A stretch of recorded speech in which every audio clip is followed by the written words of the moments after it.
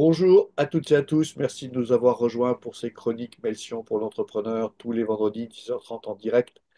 Nous essayons de partager avec vous des idées qui nous semblent importantes, intéressantes à intégrer dans votre réflexion du week-end. Mais vous pouvez aussi nous retrouver sur les réseaux sociaux et sur notre chaîne YouTube. Et là, vous pouvez consommer ces chroniques comme vous le souhaitez, en podcast, en faisant du vélo ou bien simplement en prenant quelques minutes pour réfléchir. Aujourd'hui, on va plutôt vous parler, pour ma part, de ralentissement économique. Alors, c'est pas un sujet très drôle, mais nous, ça fait 30 ans qu'on accompagne des entrepreneurs et donc des problématiques de ce type, des moments de crise, on en a rencontré et on en a rencontré beaucoup. Donc, c'est un petit condensé de quelques conseils que je voulais partager avec vous à ce sujet parce qu'évidemment, avec les entrepreneurs en ce moment, c'est un sujet qui revient régulièrement. Alors, de quoi allons-nous parler dans cette chronique? Nous allons regarder si ce coup de frein de l'économie vous impacte ou ne vous impacte pas encore. Nous allons nous poser les questions suivantes. Est-ce qu'il y a vraiment un ralentissement conjoncturel? Parce que on entend des choses diverses. Est-ce que ce ralentissement conjoncturel, s'il existe, se propage jusqu'à votre entreprise? Et quels seraient les impacts mesurables? C'est qu'est-ce que vous pouvez regarder pour savoir si c'est le cas, si vous êtes touché, des leviers d'action, et puis quelle feuille de route? Donc, sans plus attendre, voilà un article des Échos, un petit peu plus d'un mois, euh, et on voit que l'INSEE pensait qu'on ferait 0,8%, hurrah, de croissance en 2025, et à l'heure où je vous parle, la tendance c'est plutôt 0,7 pour l'année entière. Ce qui est intéressant, c'est le sous-titre, hein, comme souvent. L'activité reste morose à l'écart de la timide embellie européenne. Embellie timide, déjà, c'est pas grand-chose, mais nous, c'est même pas ça. Plombée par l'incertitude, la consommation tarde à redémarrer et l'investissement des entreprises se replie. Alors, si vous êtes un peu un économiste, vous savez qu'il y a deux grands moteurs à l'économie, c'est l'investissement qui prépare le futur, et puis c'est la consommation, c'est-à-dire le fait d'aller dépenser son argent. Et donc, quand les deux moteurs principaux de l'économie tournent mal, et bien évidemment, ça freine. Alors, le ralentissement, c'est pas une surprise. Moi, je pense qu'il est bien réel. Je vais vous expliquer un petit peu en termes simples comment ça se mesure. D'abord, on peut dire donc on est fin 2025, hein, mais vous pourriez le mettre à un autre moment dans le temps et vous verrez si c'est toujours pareil. Donc la croissance française, elle est attendue à 0,6, même pas 0,8 ou 0,7, mais 0,6, alors qu'on avait fait le double. C'était déjà pas brillant l'année dernière. L'investissement privé, c'est-à-dire les investissements des entreprises, il recule. Alors on le mesurerait à moins 0,5%. C'est toujours questionnable comme chiffre. Enfin bon, ça recule. Euh, L'investissement public, il n'y en a plus. Euh, les taux d'intérêt du crédit, ils ont augmenté autour de 4,5% pour les entreprises. C'est-à-dire qu'en gros, on est passé de 1 à 4,5 en 4 ans. Ça veut dire qu'effectivement, c'est beaucoup plus cher d'emprunter aujourd'hui qu'on empruntait il y a quelques temps. Et puis, on peut dire que, et c'est le plus important à mes yeux, le moral des chefs d'entreprise est en dessous de la barre des 100. Alors, qu'est-ce que ça veut dire? C'est un indicateur, hein, où on interroge les chefs d'entreprise, on leur dit, et est-ce que vous êtes plutôt optimiste ce mois-ci, ce trimestre, ce semestre et l'année prochaine? Et les gens répondent sur un échantillon assez large. C'est la Banque de France qui fait ça. C'est un outil assez bien fait. Et si vous n'êtes pas encore dans cette grande enquête de la Banque de France, inscrivez-vous. Ils sont ravis de vous avoir comme personne qui répond. Et on agrège tout ça, on secoue un petit peu et on s'aperçoit qu'en gros, quand les entrepreneurs n'ont pas le moral, le chiffre c'est 100. Quand ils ont un peu le moral, c'est 101, 102, 103, 105, etc. Et quand c'est en dessous, c'est-à-dire voilà là, ça va pas bien, ça devient 99, 98 et là on est à 94. Alors vous n'essayez pas trompé par le chiffre, hein, 94%, c'est pas ouah chouette, on a fait 94% de l'objectif, c'est on n'est même pas à la moyenne, on a un effet de morale qui se dégrade assez fortement. Si on le résume un petit peu comme ça, l'économie tourne au ralenti, les carnets de commandes se réduisent, la prudence s'installe à tous les étages, Et donc, en conséquence, la discipline financière et l'adaptation rapide vont devenir vitales. Vital, ça veut dire que si on ne le fait pas, l'entreprise peut mourir. Là, je précise parce qu'il y a une façon gentille de dire les choses et puis une façon un peu plus claire de dire les choses. Alors ça marche comment cette histoire de ralentissement? Parce que pour beaucoup de personnes, même qui sont impliquées dans l'économie au quotidien, bah, c'est pas très clair. J'ai essayé de vous simplifier ça pour que vous ayez une idée de comment ça se passe. Hein. Alors, d'abord, la première chose, c'est que on constate des freins à l'investissement. Hein. C'est-à-dire que là où une entreprise, bon an, mal an, une organisation, bon an, mal an, l'État, la région, la commune, bon an, mal an, investit pour le futur, à certains moments, on va dire en gros une fois par décennie au moins, il y a une forme de ralentissement. On va investir un peu moins. Et puis ça va se propager dans l'économie. Donc, en fait, comme ça coûte plus cher d'emprunter, ce qu'on appelle le coût du capital est plus élevé, donc on va reporter des projets. On va dire, bah, écoute, c'est un peu cher, la rentabilité du projet n'est pas évidente, et celui-là, bah, je ne vais pas le faire. Je ne vais pas le faire, on dit jamais, je ne le ferai jamais, on dit, on ne va pas le faire maintenant, on en reparlera. Donc, on reporte. Ce report, il s'accompagne parfois aussi d'une demande intérieure, là on parle de la consommation, qui est à tonnes. On voit bien aujourd'hui, les Français, ils n'ont pas envie de consommer. Donc en fait, ils épargnent massivement pour ceux qui peuvent, et puis pour les autres, bah, ils consomment un peu moins. Donc, s'il y a moins de consommation, bah, il y a moins de chiffre d'affaires, il y a moins de marchandises et de services qui s'échangent dans l'économie, et puis tout ça, bah, ça va effectivement atteindre le compte de résultat de votre entreprise. Mais on a aussi le moteur de la commande publique. Alors, la commande publique, c'est à peu près 120 milliards par an, me semble-t-il. Vous me corrigerez dans les commentaires si c'est pas le bon chiffre.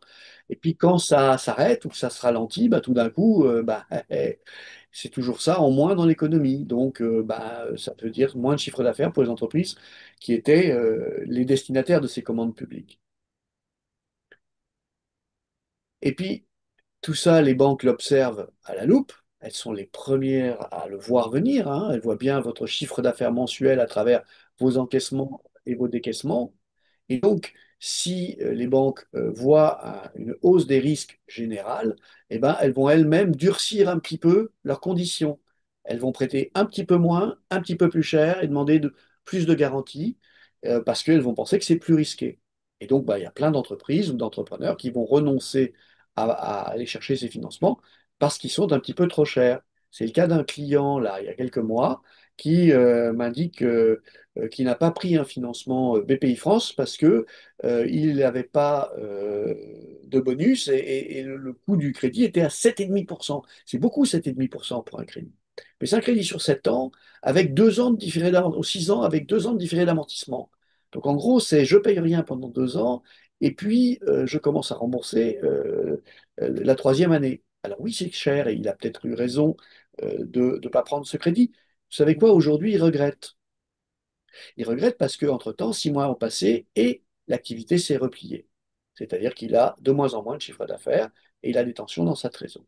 Donc, à méditer, mais voilà comment les banques réagissent quand l'économie se contracte un petit peu. Et puis enfin, vous avez le fameux attentisme, c'est-à-dire cette espèce de brouillard où plus personne ne décide. Vous savez, on fait des réunions, on a un budget, mais euh, il y a des messages qui arrivent de la direction financière disant soyez vigilants dans l'utilisation du budget. Donc dans les grandes entreprises, on va commencer à se dire bon, ah, ben, je vais attendre un petit peu. Puis on attend un petit mois, puis un deuxième mois, puis un trimestre, et puis on s'aperçoit qu'en réalité, pendant un trimestre, on n'a pas fait grand-chose. Ça paraît presque rien. Multipliez ça par les 1000 plus grosses entreprises européennes, et vous avez en réalité des milliards d'euros qui ne sont pas allés s'injecter dans des commandes qui font du coup pas travailler les sous-traitants et les sous-traitants des sous-traitants, etc., etc. Donc cet attentisme, en réalité, c'est un effet psychologique, mais qui se propage jusque aux entreprises finalement et qui le voient. Il y a des propositions de commerciales et on n'a pas de réponse. On n'a ni non ni oui. On a attendez, on n'est pas tout à fait prêt, etc. On va en reparler, c'est repoussé d'un mois, 2 mois, 3 mois. C'est cet attentisme-là. Et donc l'effet global, il est le suivant. On investit moins, on produit moins. On produit moins, on a moins d'emplois. on a moins d'emplois, on a moins de demandes, c'est-à-dire moins de consommation. C'est ce qu'on appelle classiquement une boucle de refroidissement économique. Voilà, si vous voulez avoir l'air euh, très sérieux dans vos dîners dans les prochains jours, vous pouvez dire, je pense que nous sommes dans une boucle de refroidissement économique. Hein. Donc ça, c'est marrant à raconter, mais c'est pas marrant à vivre. En effet, quels vont être les impacts pour votre entreprise? Alors d'abord, beaucoup se retrouvent avec tout simplement une baisse de chiffre d'affaires de 10 à 20%. Alors, pas sur l'année complète, mais par exemple sur les 2 derniers trimestres. Et donc, au début, c'est un blip. C'est-à-dire, on dit, une petite chute de chiffre d'affaires ce mois-ci ou ce trimestre, et puis, tiens, ben, le mois prochain ou le trimestre d'après, et hop, on a fait 6 mois. Et on a fait 6 mois, on est entre -10 et -20 par rapport à l'année précédente. Euh, Parfois, l'année précédente était déjà pas très bonne. Donc, -10, -20 sur une année pas très bonne, eh ben, ça vous emmène dans un territoire délicat, puisque deuxième effet qui se coule, c'est l'allongement des délais de paiement. C'est tout d'un coup votre DAF, votre responsable comptabilité client qui vient vous voir et qui vous dit, écoute, j'ai un allongement du délai de paiement, j'ai de plus en plus de mal. Parfois, c'est la trésor qui clignote, puisque quand vos clients ne vous payent pas, bah, la trésor va être impactée. Il y a un autre impact qui est plus grave peut-être, c'est que cette baisse de chiffre d'affaires, 10-20% sur l'année, ça peut être un peu moins, tout d'un coup, ben, finalement, vous faites moins de marge brute en valeur et vous vous rapprochez donc du seuil, du point d'équilibre, et vous faites plus ou moins d'EBITDA.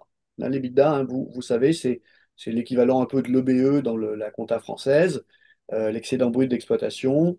En gros, c'est qu'est-ce que je gagne avant d'avoir payé euh, mes intérêts de la dette, mes impôts, mes dépréciations et mes amortissements, mes provisions et mes amortissements. Et donc, c'est en gros le résultat brut, c'est le bénéfice brut de l'activité avant qu'on applique euh, les coûts financiers et les aspects qu'on appelle non-cash, c'est-à-dire les amortissements et les dépréciations. Et quand l'EBITDA baisse, ben, c'est la génération de cash qui baisse. Donc ça veut dire que pour le travail qu'on fait, on génère plus ou pas assez de cash flow, voire on est en territoire négatif lorsque le freinage est plus fort. Tout ça, évidemment, se reflète dans la trésorerie. Deux cas de figure, vous êtes rentré dans la crise avec un petit matelas et simplement vous êtes en train de consommer votre petit matelas, ou bien vous êtes rentré dans la crise sans matelas, et là, vous êtes en train de vous apercevoir que mois après mois, ça devient de plus en plus dur de faire les salaires, ça devient de plus en plus dur de payer l'URSSAF, ça devient de plus en plus dur de payer vos fournisseurs. Et puis, dernier point, les actions qu'on mène habituellement ne fonctionnent plus, et notamment les actions commerciales. Laquelle, allez, on va tous se motiver, on fait une offre spéciale, on y va dans le marché, on essaye d'attraper quelques contrats supplémentaires. Donc, on se bouge, on fait du marketing, on est j'allais dire, à essayer de faire rentrer un peu plus de chiffre d'affaires pour que la cascade de rentabilité de l'entreprise nous ramène un peu plus d'EBITDA. Et ça marche plus. Et ça marche plus pourquoi?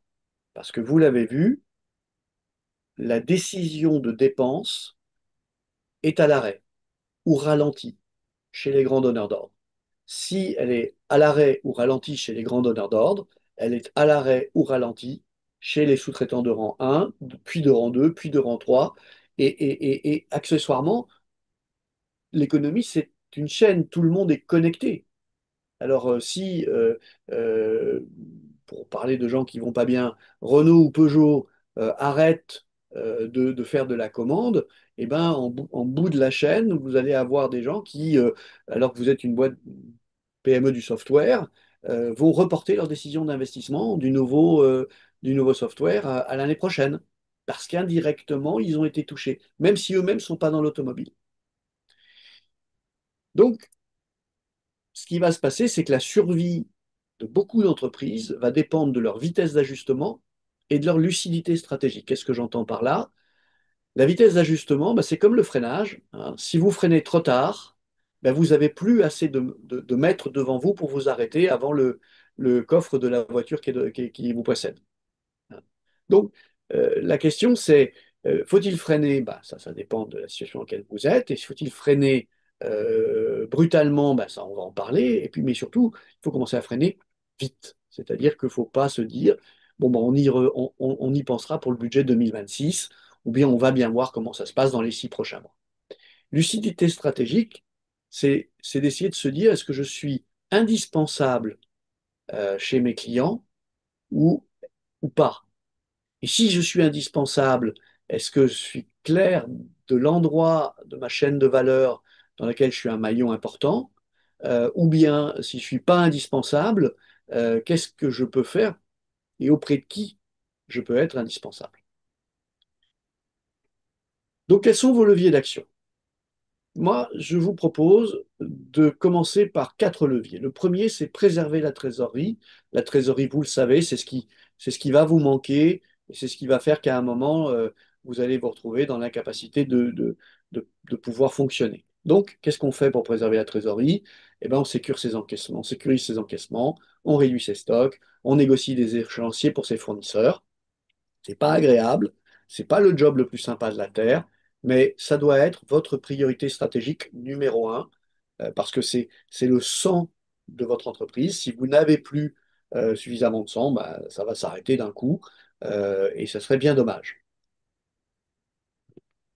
On peut envisager de suspendre les investissements non essentiels. Alors, c'est toujours très difficile, puisque si un investissement est arrivé jusqu'à être globalement dans le budget, c'est qu'il est essentiel. Et je connais pas beaucoup d'entrepreneurs qui font des investissements pour se faire plaisir. Donc ceux-là, ils sont faciles à enlever. Mais parmi tous ceux que vous avez, vous devez réfléchir et avoir un petit peu de lucidité à vous dire, bon, écoutez, ça ne sert à rien de doubler la capacité de production de telle machine ou de doubler tel poste si il y a moins de business. Si je fais moins 20% de chiffre d'affaires, il y a probablement des équipes chez moi qui ont moins de travail.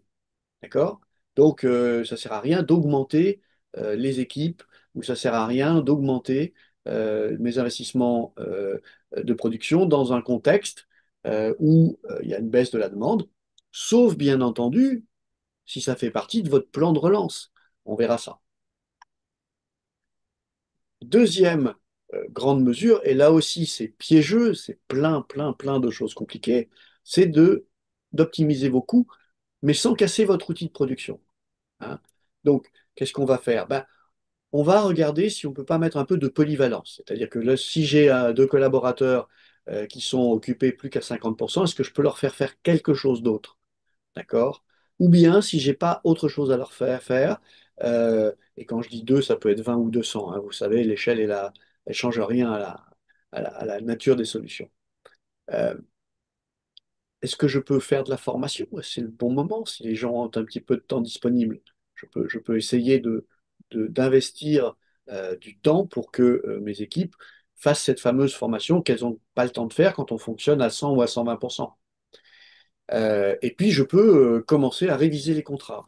Est-ce que j'ai pris des engagements avec des fournisseurs de volume parce que j'avais la quasi-certitude que ce volume-là ne me poserait pas de problème? Ben, il faut peut-être aller ouvrir une discussion difficile avec votre fournisseur pour dire, écoute, je ne ferai pas ce volume-là, je sais que je m'étais engagé, comment est-ce qu'on peut faire? D'accord? Euh, un autre élément important, c'est de maintenir vos talents. Parce que, évidemment, on a fait une chronique il y a longtemps sur le sujet. Les talents, c'est les premiers qui s'en vont. C'est-à-dire, dès qu'ils vont sentir que votre entreprise, elle va un petit peu moins bien, si à ce moment-là, ils ont une ou deux offres d'emploi d'entreprises qui ont l'air d'aller mieux, eh ben, même s'ils vous aiment beaucoup, ils vont peut-être se poser la question. Et donc, il faut faire des efforts pour essayer de conserver ces talents stratégiques. Pourquoi? Parce que c'est avec ces personnes que vous allez pouvoir rebondir ou mettre en place de nouvelles stratégies. S'ils sont partis, si l'équipe finalement à un niveau un petit peu plus bas parce que les meilleurs sont plus là, eh ben, ça sera un peu plus difficile. Deux autres idées sur lesquelles vous pouvez mettre votre focus. La première, c'est maintenir la relation client, ça c'est incroyablement important. Et je vois beaucoup de gens qui ne parlent pas à leurs clients autrement que par email. Moi, ça me stupéfie. Euh, Depuis quand est-ce que vous n'êtes pas allé voir vos 10 premiers clients? Et je dis récemment à un de mes entrepreneurs que j'accompagne, il m'a dit, oh, tu comprends, mais on n'a pas le temps. Ah, ça, c'est embêtant. Si on n'a pas le temps d'aller voir ses clients alors qu'on est en baisse d'activité, ça veut dire qu'on rate de l'info. On ne sait pas ce qui se passe. En fait, c'est pas par échange d'emails qu'on va avoir des infos sur quelle est l'ambiance sur la fin 2025 et le début 2026, ou changer l'année si vous voulez quand vous écoutez cette chronique dans 3 ans ou dans 10 ans, sur la fin de l'année ou sur le début de l'année suivante. C'est pas la date qui est importante, c'est la séquence temporelle. Cette info, elle n'est pas communiquée, sauf quand on s'assoit et qu'on parle. Et encore, pas tout le temps, mais si on ne parle pas en face à face, on n'a aucune chance d'avoir cette info. Donc, il faut aller voir ses clients, il faut informer, il faut proposer, il faut accompagner, il faut écouter aussi ce que vont vous dire les clients. Il faut probablement offrir plus de flexibilité. Alors, c'est pas forcément en baissant vos prix que vous aurez les commandes que vous n'avez pas en ce moment, c'est en étant plus flexible. Et je suis plus flexible sur quoi? Ben, sur ce qui est important pour le client. Et on revient à la remarque d'avant, il faut aller lui parler. Hein. Et si on mettait plus de flexibilité, monsieur le client, dans notre façon de travailler ensemble, euh, est-ce qu'il y aurait des choses que vous pourriez envisager de nous confier? Ah bah oui, j'ai toujours été embêté par telle partie et telle partie et telle partie de votre processus. Bah, si on peut faire un effort, si on peut se mettre un peu plus à l'écoute du client, et même si c'est un peu plus inconfortable pour nous, pourquoi pas? C'est celui qui sera le plus flexible, qui aura le petit bout de contrat qui va rester, ou qui aura le contrat à la place de celui qui sera resté un peu trop ferme. Et puis, évidemment, puisqu'on a parlé de trésorerie, son pendant, c'est le financement. Donc, on doit diversifier son financement. On peut essayer d'aller chercher des queues de programmes chez BPI France. On peut envisager de la facturage si on n'en a pas. On peut se rapprocher de systèmes régionaux de soutien ou de systèmes de soutien qui sont par filière et auxquels on n'avait pas forcément fait appel avant parce que c'est contraignant, parce qu'il y a des gros dossiers à faire, parce que. Mais là, on peut se diversifier un petit peu. On peut surtout aller rencontrer ses banquiers. C'est pas la peine d'imaginer que votre banquier ne sait pas exactement, vos banquiers ne savent pas exactement ce qui vous arrive. Hein. Ils ont une lecture du cash flow de l'entreprise mois par mois dans leur tableau de bord. Donc ils savent très bien que vous avez moins encaissé ce mois, ce trimestre, ce semestre que le mois, le trimestre ou le semestre précédent ou comparable de l'année d'avant. Donc ils sont au courant. Allez les voir, provoquez un rendez-vous, parlez-en avec eux. Ils ont potentiellement des bouts de réponse pour vous. Et puis, c'est jamais agréable, mais pourquoi pas envisager un passage par le tribunal des affaires économiques, c'est le nouveau nom du tribunal de commerce. On peut envisager une conciliation, on peut envisager un mandat ad hoc avant d'aller plus loin, on peut envisager de reporter ces échéances bancaires de quelques mois à un praticien de ces choses-là me disait récemment qu'il avait mis un de ses clients en mandat ad hoc sans aucun espoir de réussir à faire que les banquiers accordent des délais supplémentaires, mais simplement pour gagner les 6 mois pendant lesquels ils vont discuter et pendant lesquels les paiements sont suspendus. Et donc, il disait, personne n'est dupe, les banquiers savent que je le fais pour ça, l'entreprise le sait, donc on discute officiellement avec l'aide du tribunal de commerce pendant 6 mois, en espérant qu'on pourra reprendre les remboursements correctement au bout de 6 mois. Intéressant. Donc, on vous a fait pas mal de chroniques et on vous a alerté sur ces sujets de tribunal des affaires économiques, sur la façon de commencer à y réfléchir. Allez voir les chroniques sur le sujet qui sont sur la chaîne YouTube. Ou appelez-nous, on vous racontera. Alors, quelle feuille de route pour les 18 prochains mois? Donc, j'ai essayé de vous partager les choses entre ce qu'on peut faire selon l'horizon, l'objectif et les actions clés. Et puis là-dedans, vous piochez ce qui a du sens pour vous. Tout ne convient pas à tout le monde. Mais voilà globalement.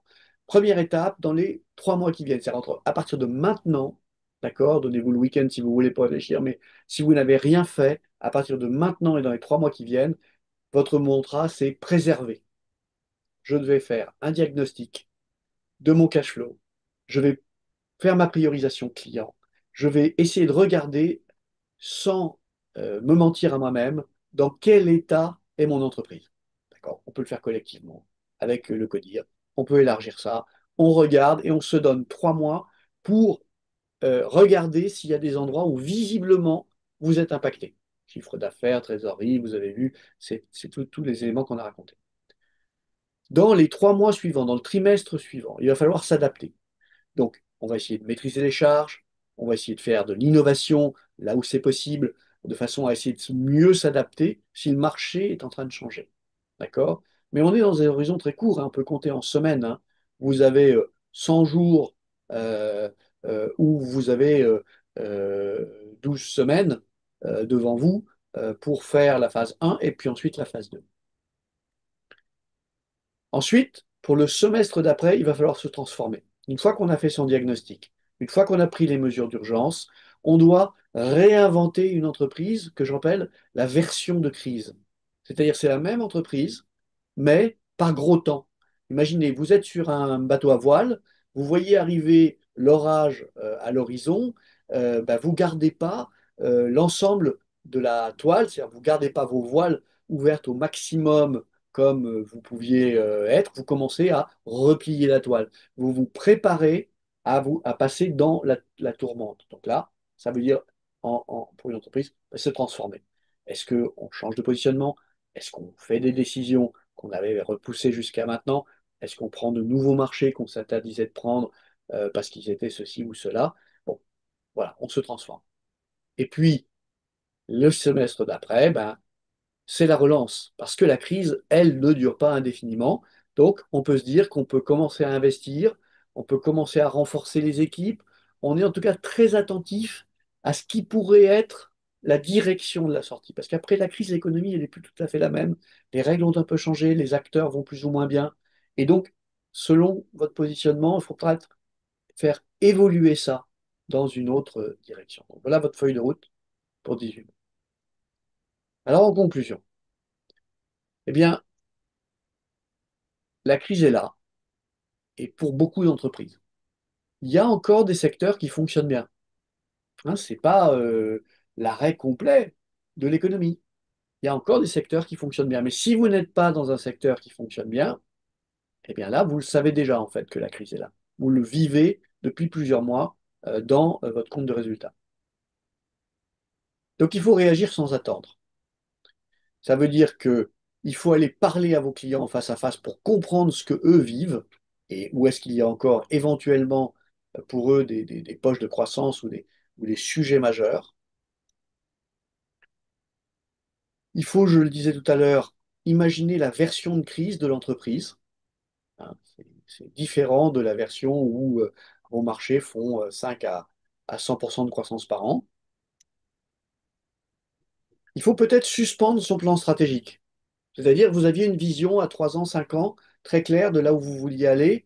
Et puis, tout d'un coup, vous vous dites, non, mais je vais quand même continuer. Non, non, vous n'avez plus forcément les ressources à court terme que vous aviez prévues pour faire votre plan stratégique. Donc, c'est pas grave si on doit le suspendre. D'autant que, comme je le disais tout à l'heure, à la sortie de la crise, il se sera peut-être passé tellement de choses que votre plan stratégique, de toute façon, il faudra le réviser. Hein. Très très peu de chances que votre plan stratégique que vous avez conçu il y a 1 an ou 2 soit encore valable dans 1 an ou 2. Donc autant le suspendre tout de suite et se dire, voilà, je me mets dans une situation où je pilote un peu plus à courte vue et un peu moins avec la grande idée. Gardez-la, gardez votre ambition. Simplement, on va la retravailler. La façon dont tout ça va se construire est peut-être différente. Et puis un mantra, piloter dans le brouillard, mais ne jamais couper le moteur. C'est l'erreur que commettent beaucoup d'entrepreneurs, c'est de réduire les coûts massivement, c'est d'arrêter totalement les investissements, c'est de passer un peu en mode panique. Euh, alors, facile à dire hein, quand on est confronté à des paquets de mer ou à une incertitude très très générale, on a parfois prendre des décisions un peu brutales. pas, c'est pas très grave, hein. Personne n'est parfait, il n'y a pas de capitaine ayant 100% des compétences nécessaires pour prendre tout le temps la bonne décision. Donc, mais soyez attentifs à ne pas casser le moteur, c'est-à-dire ou couper le moteur, c'est-à-dire que votre entreprise, elle va repartir, même sous une autre forme. Elle va revenir. Et vous le voyez autour de vous, il y a des défaillances d'entreprise. Oui, bien sûr, peut-être atteindre les 100 000 défaillances d'entreprise, mais 100 000 sur 2 millions. Alors, même si j'enlève les 1,5 million d'entreprises individuelles ou de commerçants, c'est 100 000 sur 500 000, c'est énorme. C'est beaucoup de chômage, beaucoup de malheurs, beaucoup de problématiques à vivre, mais il y en a quand même d'autres qui vont rester et qui se réadapteront à leur écosystème. Voilà pour cette chronique qui n'était pas destinée à casser l'ambiance, mais dont les effets pourraient être un peu délétères sur votre morale, j'en ai bien conscience. Ah, écoute, une fois qu'on est prévenu, on sait ce qu'on a à faire. Et l'action permet d'éviter de se morfondre. C'est vrai que l'action, merci de le préciser Jean-Christophe, c'est l'action qui vous montre le chemin. C'est le fait de faire le premier pas, la première rencontre, de programmer ces 10 rendez-vous que vous repoussez et que vous n'avez pas fait avec vos clients, avec vos fournisseurs, avec vos banquiers. C'est ces rendez-vous-là qui vont vous donner des clés pour vous repositionner. Voilà, donc effectuation, là aussi de jolies chroniques sur la chaîne pour vous expliquer comment être effectual. Parce que dans le brouillard, ben, c'est très très difficile d'avoir une vision claire du chemin à prendre. Est-ce que vous avez d'autres questions, interrogations, ou est-ce que peut-être vous êtes en désaccord avec ça?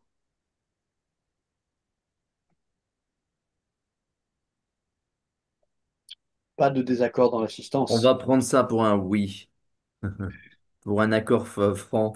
Merci, merci Patrick pour cette chronique forte à propos, puisqu'on sent quand même le ralentissement un peu tous que nous sommes avec notre pouls sur enfin notre doigt sur le pouls de l'économie.